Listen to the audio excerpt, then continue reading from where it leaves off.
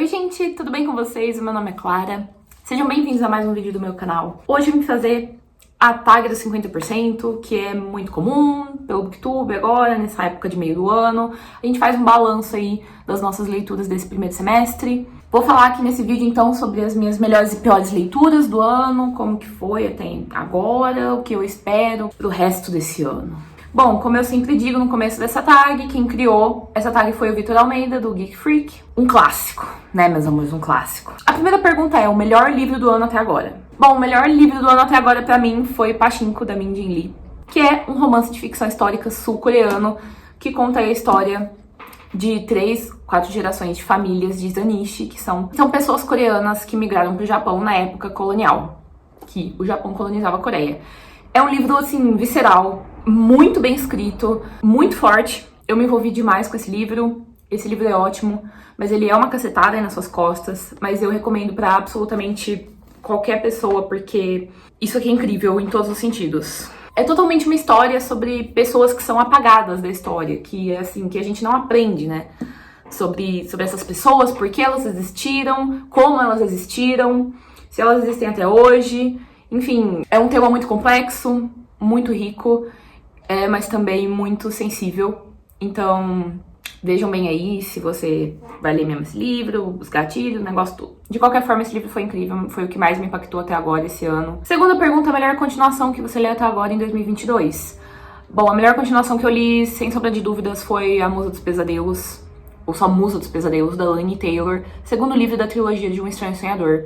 Bom, eu tenho um vlog de leitura, tanto de Um Estranho Sonhador quanto de Musa dos Pesadelos aqui no canal. Se você quiser saber mais sobre esses livros de fantasia incríveis e esse universo incrível que a Laini Taylor criou, veja esses vlogs, mas eu sinceramente tenho que dizer que Um Estranho Sonhador e Musa dos Pesadelos são livros de fantasia, assim, incríveis, diferente de tudo que você vai ter lido. É uma narrativa muito inteligente. Musa dos Pesadelos traz elementos que estavam escondidos em Um Estranho Sonhador. É uma duologia e ela é muito, assim, fechada, completa. É uma história, assim, diferente de tudo que você leu na sua vida. E muito bem escrita, uma escrita super cheia de floreios, que eu adoro. Os personagens são incríveis. É um livro que fala muito sobre ódio. Coisa é braba, mas sabe? Mas, assim, aceita que vai ter um sofrimento envolvido nesse processo, tá? Mas vai ser pelo bem, mas você não sofreu, você não vai ter aproveitado esse livro de verdade. Então, assim, simplesmente incrível. Basicamente sobre o que diz essa duologia, né? Eu poderia falar aqui, mas nunca conseguiria colocar em palavras realmente tudo o que representa e tudo que esses livros são. Então, vou deixar aqui, basicamente, que em Musa a gente tem perspectivas diferentes de uma mesma história e a gente tem verdades sendo trazidas à tona, a gente tem uma continuidade muito boa, a gente tem narrativas paralelas, a gente tem um enriquecimento muito grande e um final espetacular. Aí, de uma duologia de fantasia que simplesmente é uma das melhores que eu já li. E fazia muito tempo que eu não me empolgava com uma fantasia da mesma forma com que eu me empolguei com Estranho Sonhador. Então, se você quiser saber exatamente sobre o que esse livro fala, vejam os meus vlogs que estão bem completos. Lançamento do primeiro semestre, que eu não li ainda, mas eu quero.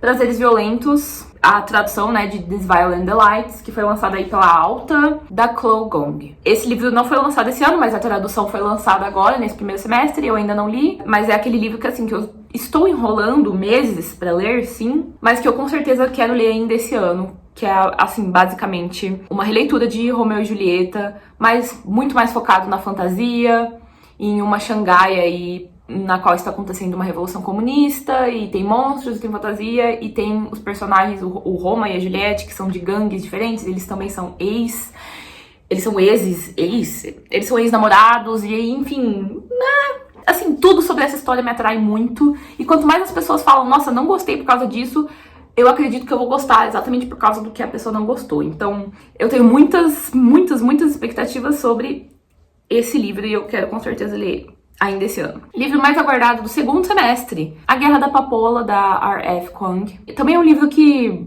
caiu muito aí no gosto de muitos influencers literários. É um livro que eu acredito que tenha tudo pra me agradar também, que vai falar muito sobre guerra, que vai ter um elemento fantástico, que vai ter uma protagonista forte. São feitas aí algumas conexões e alegorias com a história da Mulan, mas numa história muito mais adulta, numa fantasia realmente adulta. Eu tenho muita curiosidade sobre esse livro. Ele vai ser lançado, a tradução pela Intrínseca, agora no segundo semestre. Esse, com certeza, é um livro que, assim, que eu tô aguardando muito para esse segundo semestre. E outro também é a tradução de Starsight, do Brandon Sanderson, o segundo livro da trilogia, que eu esqueci o nome, mas que o primeiro livro é o...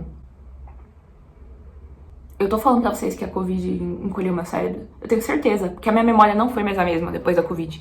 E, gente, isso é uma coisa que me preocupa muito, porque eu estimo muito a minha boa memória. E, geralmente, eu tenho uma ótima memória. Eu simplesmente esqueci o nome, tipo, de um dos meus livros favoritos do ano passado. Starsight. O primeiro chama... Vou ter que procurar na internet. Não, eu tô... Skyward. Nossa, Skyward, do Brandon Sanderson, que foi um dos meus livros favoritos do ano passado. Eu simplesmente achei incrível. Esse livro foi o primeiro do Brandon Sanderson que eu li. Pretendo ler outros livros dele, mas quero muito aí continuar essa trilogia. A Planeta, né, Minotauro, vai lançar agora no segundo semestre a continuação em português. Quero muito ler. Livro que mais me decepcionou esse ano... Assim, eu não li muita coisa esse ano. Eu tô fechando 20 livros lidos por enquanto. E, pra falar a verdade, muitas dessas leituras foram releituras. E algumas coisas bem podres. Mas eu acho que quanto mais você espera de um livro, mais o tombo é maior. Então, assim, quanto mais você estima um livro, mais um detalhe dele que te decepciona vai ser pior. Eu não li muitos livros esse ano, como eu tô falando pra vocês, então eu não tive grandes decepções. Mas realmente o que se destacou foi a Viúva de Ferro, que eu esperava que eu ia favoritar esse livro. Eu acabei dando só 3 estrelas por causa de algumas questões que eu explico no meu vlog de leitura. Fantasia, distopia, baseado na mitologia chinesa, de autor Shiran Zhao. Eu realmente estava esperando muito desse livro e não me entregou tudo que eu estava esperando. E sim, talvez isso seja culpa minha. E, enfim, eu explico tudo no meu vlog. Eu acho que esse livro deveria ser muito mais adulto do que ele é. Acho que ele deveria se levar um pouco mais a sério do que ele se leva. Acho que o começo dele é incrível e traz uma vibe, assim, bem séria. E aí depois ele vai se perdendo e a discussão de gênero aqui é um pouco rasa. Então, assim, não foi tudo o que eu tava pensando que seria. Eu achava que esse livro ia arrasar a minha vida. E ele foi muito divertido. Eu me diverti muito lendo ele, mas ele realmente foi uma decepção aí em alguns aspectos. Livro que mais me surpreendeu esse ano. E eu vou dizer Tempestade de Ecos, da Christelle Dabos. Quarto livro da série A Passa Espelhos, que vocês que me acompanham sabem que foi, assim, a minha série favorita de fantasia aí do ano passado. E eu terminei essa série no começo desse ano. Eu li o quarto livro e ele é simplesmente... Não tenho palavras pra descrever esse livro. Ele é a coisa mais fora da caixa que eu já li.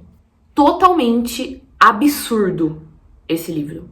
Absurdo. A história toma uma proporção e vai pra caminhos que eu nunca imaginaria que ia. Então, assim, os plot twists, a condução dessa narrativa, tudo sobre esse livro me surpreendeu. Se você não sabe sobre o que é Noivos do Inverno, a gente pode dizer também que é uma fantasia aí que se passa num mundo inventado, em que existem arcas e diferentes sociedades, porque o mundo se dividiu, né, em pedaços de continente flutuantes. E a gente tem aí a nossa protagonista, que tem uma jornada incrível nesses 4 livros, e tudo começa quando ela tem que se casar com um senhor aí de outra arca, e ela tem que sair da arca dela pra ir pra outra arca. E assim, começa assim em Noivos do Inverno, que é o primeiro livro, mas essa história simplesmente dá uma escalonada absurda. Principalmente do terceiro pro quarto livro. É uma escalonada que eu nunca teria previsto e foi realmente uma surpresa muito grande, que eu não tenho nem palavras pra descrever. A minha cabeça chegava a sair uma faísquinha, assim, tipo uma fumacinha, porque eu simplesmente, lendo esse livro, foi uma cadeirada nas minhas costas. Meu novo autor favorito. A autora que vem me chamando bastante atenção ultimamente é Ellie Hazelwood, porque eu li A Hipótese do Amor e gostei. Eu tô lendo as novelas dela e tô gostando, e tô ansiosa pro outro livro dela que vai sair esse ano também, que é o Love on the Brain. Eu gosto bastante da fórmula dela de romance, né? É romance new adult, e é uma fórmula de romance new adult que eu gosto muito, são temáticas que eu gosto muito. Então eu poderia dizer que ela é uma nova autora que eu tenho gostado bastante de consumir o que ela escreve. Minha quedinha por personagem fictício mais recente. Olha a hipocrisia aqui. Eu vou dizer o Izzy, de Viúva de Ferro, que é um dos personagens ali principais. Eu não posso ver um corno na minha frente, que eu me apaixono. Eu simplesmente... Esse personagem pra mim foi o ponto alto desse livro. E Ele é aí um personagem que tá presente na vida da protagonista desde muito tempo. É uma coisa meio de uma paixão não retribuída que ele tem por ela, mas que depois tem um envolvimento aí, e aí tem o envolvimento com outro personagem, rei bissexual, e eu falo mesmo. E ele tem uma coisa que eu gosto muito, porque ele é um personagem muito sensível, mas que também tem muitas camadas. Ele é um jovem, assim, tipo, muito honrado, muito bom. Eu gosto muito disso, de uma questão de uma pureza, mas que também ele tem muitos mistérios e tem uma coisa meio escondida. E eu gosto muito disso sobre ele, né?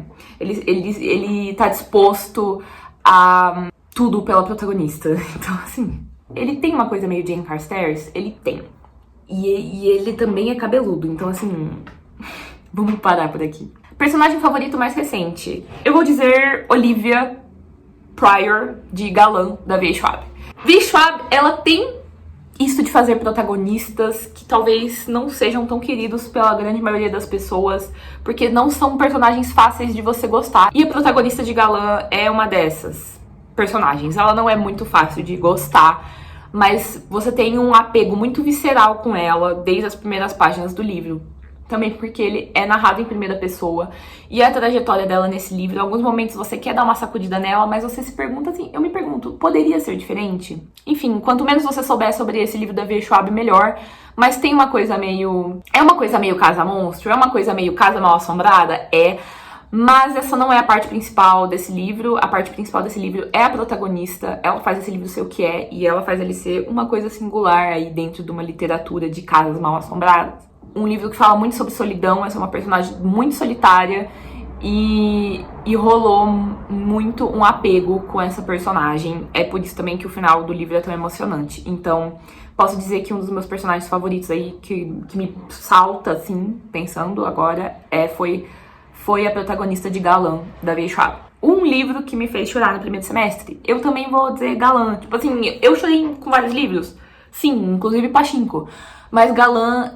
O final, assim, tem uma coisa ali que me pegou muito forte. E foi uma crise de choro que levou alguns minutos pra passar. Isso é uma coisa à la V. Schwab. Não há como negar. Essa mulher me causa crises de choro. E é por isso que eu amo ela também. Um livro que me deixou feliz. Garota Cubana, Chás e Amanhãs. Eu gostei muito desse livro, da Laura Taylor Numey. Esse livro tem um gostinho, assim, de café da tarde. Esse é um romance contemporâneo, assim, jovem adulto, bem do jeitinho que eu gosto. A gente tem essa protagonista que vem de uma família cubana e ela tem tudo certo na vida dela, mas aí rolam várias catástrofes no que ela tinha planejado pro futuro dela e ela entra numa crise, assim, emocional e psicológica grande. Os pais dela mandam ela pra Inglaterra, pra um lugar totalmente diferente de onde ela vive, que é Miami. Ela vai pra uma cidade chuvosa no interior da Inglaterra e lá ela se cura, ela aprende a gostar de outras coisas, ela faz novas amizades e ela conhece um carinha também que ajuda muito ela nesse processo. É uma delicinha esse livro. Muito, muito, muito, muito, muito, muito bom. A melhor adaptação cinematográfica que eu assisti até agora. Vamos lá. Pachinko. O drama aí que foi adaptado do livro Pachinko e que tá disponível na Apple TV Plus. Com uma produção sensacional, elenco de peso, simplesmente digno de premiações internacionais, de todo mundo aclamando esse drama, porque ele foi uma das coisas mais emocionantes, viscerais e impactantes que eu já assisti. Eu fiquei muito mal. Ele tem 8 episódios de mais ou menos 1 hora e ele vai contar aí a história dos personagens de Pachinko. Só que ele não traz tudo, porque obviamente tem muita história em Pachinko, é um livro de quase 600 páginas. Mas eu gostei muito dos recortes que a série fez no livro. As partes das histórias das personagens que eles decidiram representar ali no drama. Na cronologia também desses acontecimentos, da forma que eles colocaram. Achei tudo absolutamente incrível sobre esse drama e eu recomendo muitíssimo. Mas assim, vai com cautela.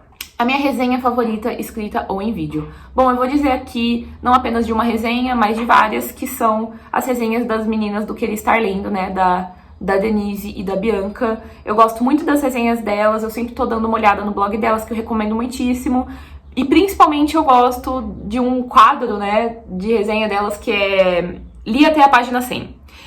Elas leem o livro até a página 100 e elas contam o que elas estão achando, o que elas esperam do livro, como que tá até agora. Eu acho esse modelo muito legal de resenha delas e principalmente a resenha de Os Seis Grus e do Priorado da Laranjeira. Acho que Os Seis Grus foi a resenha e o Li até a página 100 foi o Priorado da Laranjeira. Foram resenhas que eu gostei muito, né, que me deram vontade de ler o livro, que esclareceram algumas dúvidas que eu tinha em relação aos livros, então, muito bom, recomendo muito, tanto o blog quanto o Instagram das meninas do Querer Estar Lendo. Bom, o livro mais bonito que eu comprei, eu ganhei. Vamos lá, né, eu esqueci de pegar ele. Foi essa edição de Circe, que eu ganhei de aniversário da Adriele, e eu dei esse livro pra ela e eu ganhei dela de aniversário, então foi uma mão que lavou outra, foi um acordo tácito, talvez, enfim, essa edição do livro da Madeline Miller, né, da história da feiticeira Circe, uma história recontada, né, por uma outra perspectiva. É simplesmente um dos livros mais bonitos, com certeza, que eu tenho. Vou mostrar aqui em detalhes. É uma bela edição, com certeza a mais bonita que eu comprei ou ganhei, né, no caso até esse ano. Muito obrigada, amiga. Você sabe que eu te amo. E por último, quais livros eu preciso ler até o fim do ano? E aí a gente sempre traz uma lista aqui, né? Eu sei que eu coloquei a minha meta de livros pra ler esse ano de 50, provavelmente não vou bater a meta, né? Eu deveria ter lido 25 até agora, li 20. É uma coisa que eu posso recuperar nas férias? Poderia, mas eu tô em ano de planejamento e escrita de TCC, tô fazendo muitas matérias, tenho muitos planos aí pro meu futuro e muitos projetos pessoais, então eu vou abaixar aí a minha meta esse ano para uns 40 ou 35 livros, mas de qualquer forma, alguns nomes que eu quero ler até o fim do ano. Sociedade de Atlas, A Noiva do Deus do Mar, O Priorado da Laranjeira, Os Seis Grus, Inheritance Games também, Órbita de Inverno, preciso muito ler. Quero reler a Grisha esse ano ainda, Six of Crows, antes de sair a segunda temporada. Quero ler Persuasão, preciso ler, inclusive, esse próximo mês, porque vai sair a adaptação na Netflix. Um que eu quero muito ler, Cantiga de Pássaros e Serpentes, quero muito ler antes de sair a adaptação. Enfim, muita coisa, né? Não sei se eu contei, mas assim... É como eu sempre digo no final dessa tag, é uma pergunta de quais livros você pretende, né? O que você quer. O diferente de, tipo, você vai ler, é bem diferente. Enfim, muito obrigada por terem assistido o vídeo, eu espero que vocês tenham gostado.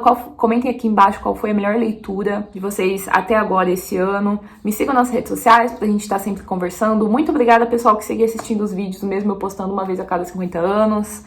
Se vocês quiserem comprar qualquer coisa, por favor, utilizem o meu link da Amazon, porque ele continua me ajudando muito, mesmo eu estando postando pouco. Se você ainda não for inscrito no canal, por favor, se inscreva. Um grande beijo e até o próximo vídeo.